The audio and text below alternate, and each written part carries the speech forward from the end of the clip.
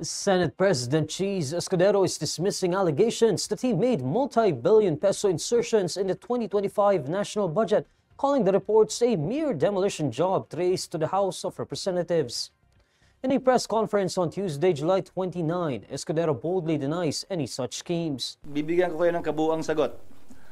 Ang kabuuang panukalang amendment kaugnay sa 2025 budget ay umaabot sa humigit kumulang 600 bilyon.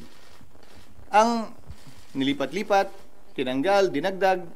So kung totoo man yung sinasabi nila na 150 billion ang binago ng Senado, nasaan yung 500 billion yung pagbabagong yon? Saan ang galing?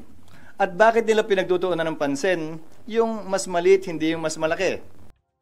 Escudero denies making a 150 billion peso insertion to the 2025 General Appropriations Act. While the Senate chief confirms proposing budget changes for Sorsogon, he clarifies that these did not amount to 9 billion pesos.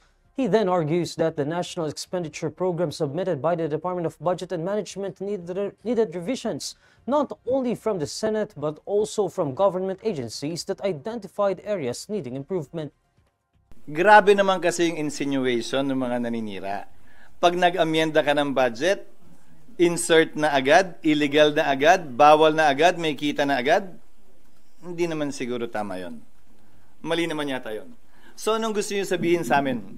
Wala kaming karapatan baguhin yung sinasubmit na panukalang budget ng DBM. Ganoon ba yan? Kung ano yung sinubmite, ba't pa kami maghihiring? Ba't pa nakalagay sa saligang batas ang power of the purse ay nasa Kongreso? Yun ba yung ibig sabihin mo? Na illegal magbago ng budget? The Senate chief emphasizes that budget changes only become illegal when done after the enactment of the law. According to Escudero, he had already been warned that this issue would be used to tarnish his name and influence the Senate leadership transition. When asked where this alleged demolition job originated, Escudero says information he received pointed to the House of Representatives.